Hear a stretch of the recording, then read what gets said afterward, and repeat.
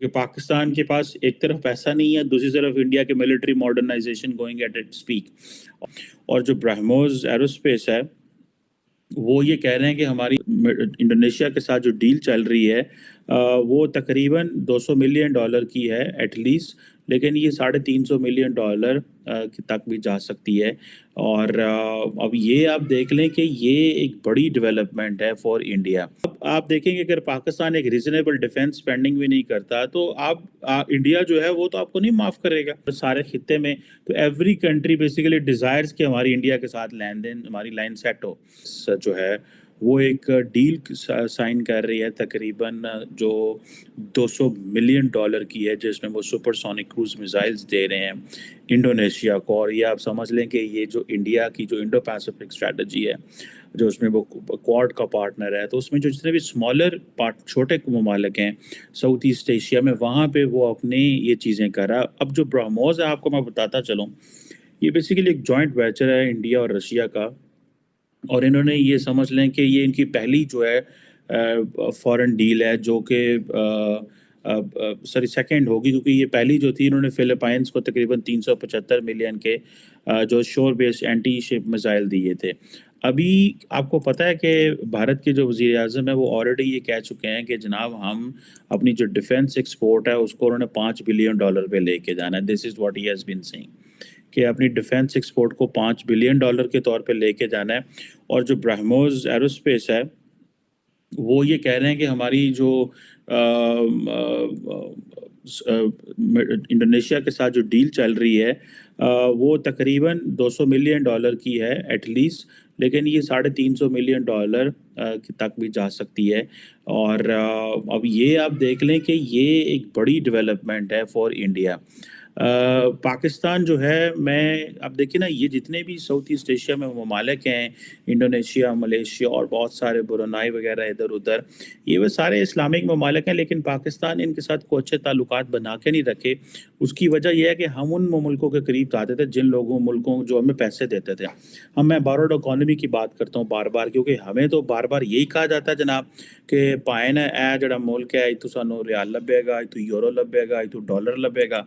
तो इस वजह से हम उन मुल्कों के करीब नहीं गए। और बेसिकली आज जब हालात इस तरह के पैदा हुए हैं कि पूरी दुनिया इस खित्ते में अपना असर वसूल रख रही है, तो हम क्या कर रहे हैं, ऐसी जनाब उस पास जा ही नहीं रहे। हमने आंखें बंद की थी, जिस तरह की कहते हैं हमारे में है ना कि जो बिल्ली को देख के जो कबूतर आंखें बंद कर लेंगे, असी जनाब वो अपनी अखा बंद कर लिया, ऐसे कहते हैं यार है तो आई कोई नहीं।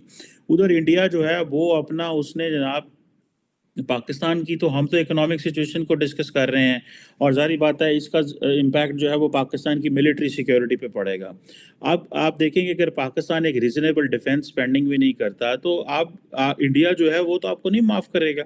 अब 2019 का जो मिलिट्री स्टैंड ऑफ इंडिया और पाकिस्तान के हुआ था, आप क्या समझते हैं कि ये एक तासुर ये भी है कि 2024 में इंडिया के अंदर जो जनरल इलेक्शंस प्लान है उसमें भी कुछ इंडिया कर सकता है, लेकिन मेरी अंडरस्टैंडिंग है नहीं करेगा।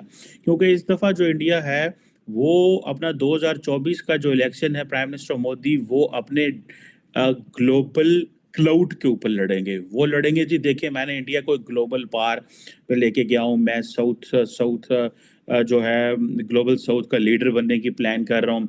देखो G20 SCO ये सारी ये जो चीज़ें हैं वो इनको कर रहे हैं। मुझे लगता नहीं है कि प्राइम मिनिस्टर मोदी 2024 में वो चीज़ें रिपीट करेगा, क्योंकि सारी बात है अब एक तरफ उन्होंने देखें को 72.6 बिलियन डॉलर का असला खरीद रहे हैं। उन्होंने अपना डिफेंस बजट लगाया। कल मैंने आपके साथ जो वीडियो शेयर की थी, सिपरी ये कह रहा है कि इंडिया इस वक्त सबसे बड़ा 2018 से लेके 22 तक सबसे बड़ा आर्म्स इम्पोर्टर है। तो ये आप देखें कि इंडिया ने इस दफ़ा भी 13% अपना डिफेंस बजट बढ़ाया। ठीक है जी। और इसमें ये जो इनका जो बजट है 72.6 बिलियन का डॉलर का, इसमें से तकरीबन जो कि ऑब्वियसली 5.98 ट्रिलियन बनता है, रुपीस बनता है। इस 5.98 ट्रिलियन रुपीस में तकरीबन 1.63 ट्रिलियन जो है इंडिया नए वेपन्स खरीदेगा, एयरक्राफ्ट, वारशिप्स जो है और बहुत कुछ जो है वो इस मार्केट से खरीदेंगे। दूसरी तरफ वो अपनी डिफेंस एक्सपोर्ट की बात कर रहे हैं। वो अपना मुसलसल वो कह रहे हैं जनाब के हमें अपनी एक्सपोर्ट करनी है। अब ये इट मीन्स के वो अपनी, जिसे वो कहते हैं ना कि हमने अपनी अपनी डिफेंस एक्सपोर्ट को ट्रिपल करना है, फाइटर जेट्स, चॉपर्स, ये वो जो जो उनसे बिक पा रहा है, वो उसको वो देना चाह रहे हैं। और आपको पता है कि इंडिया जो थर्ड हाईएस्ट मिलिट्री स्पेंडर है अमेरिका और चीन के बाद, खैर इनका फ़र्क तो बहुत ज़्यादा है, कहाँ 800 अरब डॉलर, कहाँ 250 अरब डॉलर, एंड कहाँ 76 बिलियन डॉलर, और बाकी मुल्क जो हैं फिर इसके बाद वो नीचे आ जाते हैं।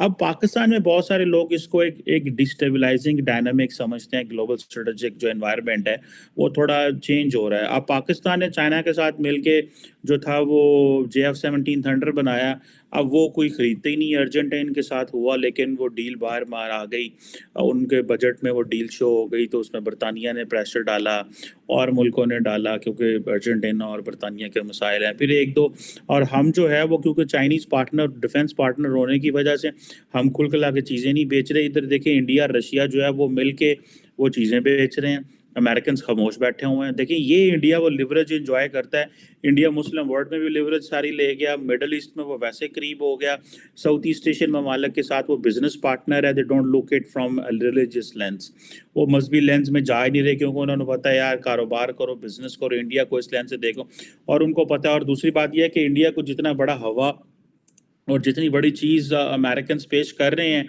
साउथ ईस्ट एशिया में और सारे खित्ते में, तो एवरी कंट्री बेसिकली डिज़ायर्स कि हमारी इंडिया के साथ लेन देन, हमारी लाइन सेट हो।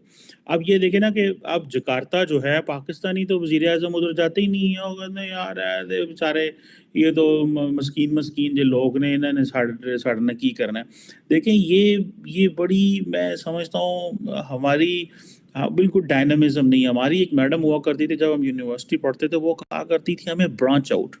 वो कहती थी ये जो तुम जिस डिपार्टमेंट में बैठे हो ना, जहाँ पे पढ़ते हो, यहाँ पे ना रहा करो सारा दिन, और डिपार्टमेंट्स में जाया करो, फिजिक्स में जाए। मैं इंटरनेशनल रिलेशंस पढ़ता था, तो उन्होंने कहा था कि जाओ फिजिक्स में जाओ, केमिस्ट्री में जाओ, एंथ्रोपोलॉजी में जाओ, सोशल साइंसेस की जो बाकी डिपार्टमेंट्स हैं वहाँ जाओ, लोगों को मिलो, स्टूडेंट्स से इंगेज करो, प्रोफेसर्स की क्लासेस लो, सो दैट आपका जो वर्ल्ड व्यू है एक्सपैंड हो। ਅਸੀਂ पहुँचो उत्थे ही जनाब मिडल ईस्ट, उत्थे ही दुबई, UAE, कतर, कुवैत, तो कुवैत को तो खैर हम लिफ्ट नहीं कराते, वो हमें पैसे। अब ये जो चीज़ें ये बड़ी इंपॉर्टेंट हैं, जैसे मैंने बताया कि ये काटसा से भी निकल गए, और इन्होंने अभी US कॉमर्स सेक्रेटरी जो है पहुंची हुई थी, ठीक है, इंडिया में वो जो होली शोली मना रही थी डिफेंस मिनिस्टर साहब के साथ, राजनाथ सिंह साहब के साथ, और एंड ऑल दैट। अब ये सारी की सारी पाकिस्तान के लिए बड़ी जिसे कहते हैं ना परेशान कुन बात है, जिसे वो कह लें कि पाकिस्तान के पास एक तरफ पैसा नहीं है, दूसरी तरफ इंडिया के military modernisation going at it speak. और अभी रिसेंटली जो हिना रबानी खैर जो हैं, उन्होंने कहा था जी कि इंडिया को जो है प्रेफरेंशियल ट्रीटमेंट मिल रहा है, और साउथ एशिया को कोई जो है वो खित्ते में वो हो जाएगा। साउथ एशिया की किसी को कोई परवाह नहीं है, बिकॉज उनको पता है कि पाकिस्तानी मिलिट्री बड़ी अच्छी सी रिस्पॉन्सिबल मिलिट्री है। उन्होंने वॉर एंड टेरर जो है वो में बड़ा दुनिया के साथ कोऑपरेट किया है। और दूसरा ये है कि पाकिस्तान जो है वो इंटरनेशनल एटॉमिक एनर्जी एजेंसी जो है उसके सेफगार्ड्स को भी बड़ा केयर करती है। अभी मेरे ख्याल है रिसेंटली, और जो जिसे वो कहते हैं ना कि UIE के जो कोई हेड हैं वो भी आए हुए थे, और